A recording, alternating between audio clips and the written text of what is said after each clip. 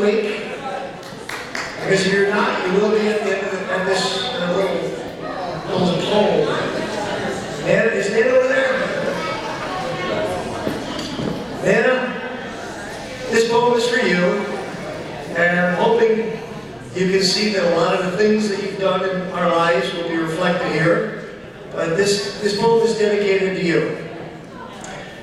And think of this in the terms of what your daughter Snooki taught me through all the trainings of Casey at the Bat and the Jabberwocky. And thank you, Jackie, as well, for all your contributions. But think of this in the spirit of Casey at the Bat. On November 8th, 100 years ago, Lucille Fessler was born when there were 2 feet of snow. There was a full moon that day that looked like Gibbsville cheese, an omen that Nana's cooking would be sure to please. At the time she seemed like a normal girl in a crib who would never question authority or fight for women's lib.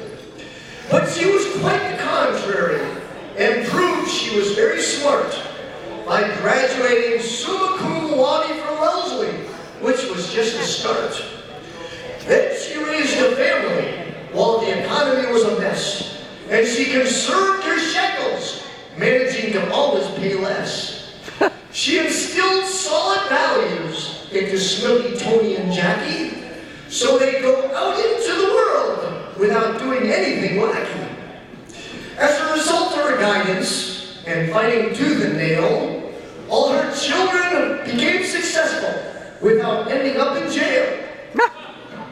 But being a mom and a housewife was only the beginning, because being an awesome grandma was the real key to winning. So she set out on a mission to make all her grandkids feel great by treating each one as special and putting 7 layer bars on the plate. When times were tough and the chips were down, Nana was always there to help her grandkids off the ground. From care packages at college to financing education, Nana's selfless, generous support filled our lives with elation. She took an interest in each one of our unique passions, from scuba diving to clothing with ugly 70s fashions. No matter how ridiculous were our dreams and hopes, Nana encouraged our creativity so we didn't feel like dopes. When I think of how Nana has most impacted my life, it's been her caring, positive attitude that has helped me deal with strife.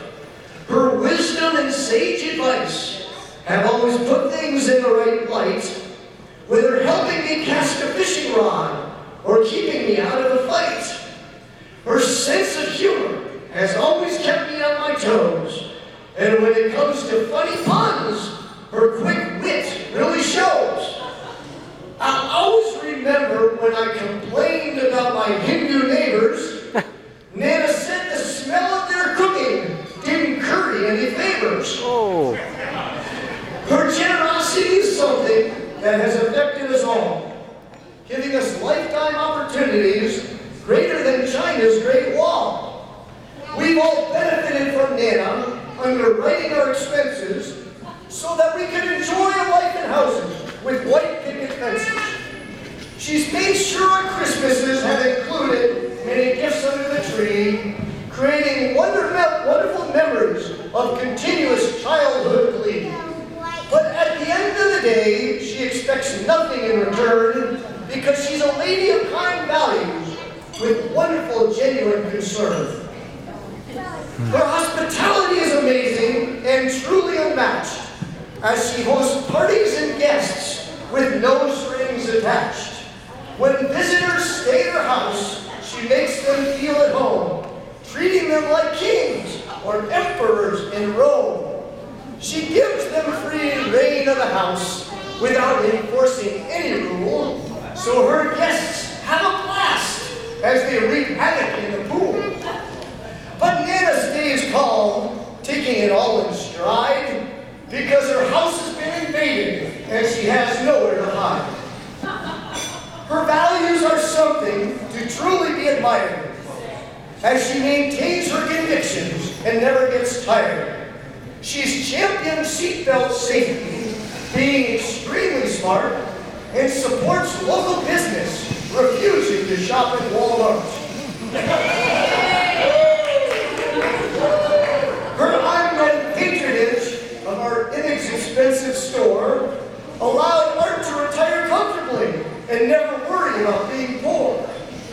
After surviving the Great Depression and learning the value of a buck, Nana's a proud Republican and hopes to win back the Senate with luck. Nana's always been positive and never complains, even when squirrels ransack her bird feeders, filling the patio with stains. She inspires folks to be optimistic by setting an example herself, telling little boys to be good at Christmas if they want to give tools from health. She always puts others first, trying to address their needs, including the dogs she spoiled, which are truly the luckiest of breeds. From bratwurst to filet mignon, the gravy train goes on and on. Meat mysteriously falls off Nana's plate, making Beachcliff canines just a tad overweight. Her invitations to Washington Island have always been a treat, actually packed with more activities than you can possibly complete. They start out with a car ride, including a spoiled dog in a collar, and a never-ending riddle beginning, I had a dollar. Then there's the requisite stop at Dairy Queen, where the scrumptious ice cream is anything but lean. But Nana insists on only the best for her clan, even treating the dog to things only intended for man. When we get to the island, she organizes the house, cleaning every nook and cranny and flushing the dead mouse. After making the cottage comfy, she then begins to bake, stockpiling 7-layer bars and tasty icebox cake. When smelling the goodies as you enjoy the peace and quiet, there's no way in hell that you'll be sticking to your diet. In the upcoming days, Nana lets the fun begin, playing scavenger hunt contests that you'll always win. She then takes you fishing where she knows something will bite, and no matter how small your fish, Nana will always be polite. Then when it gets dark and the time is right, you take your burlap bag and flashlight to hunt down a snipe. It's memories like this that will always be great, because Nana was the one with whom you could always relate. She always knew how she could make your day, and she'd always come up with the right thing to say. Nana's always been gracious to everyone, no matter who, making them feel good about everything they do. She writes handwritten thank you notes for every gift she receives, and sends cards for birthdays and holidays in between raking leaves. She's as humble as the day is long, with character that's always consistently strong. So in summary, Nana, I will conclude that you've improved the lives of a multitude. From your selfless efforts supporting Lakeland college and seatbelt use, to defending local businesses from Walmart abuse, supporting your family and friends in times of need, demonstrating amazing character and values indeed.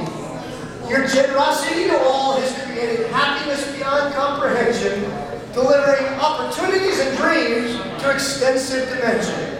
And your sense of humor and positive outlook on life have made you the ideal grandma, mother, friend, and wife.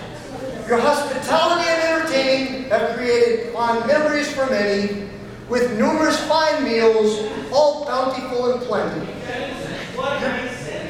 Your gracious persona and humble personality have made it such a pleasure to have you part of my reality. So I say to you, Nana, now that you turn 100 years young, I'm honored to be your grandson, and may your praises be sung. Happy birthday, Nana.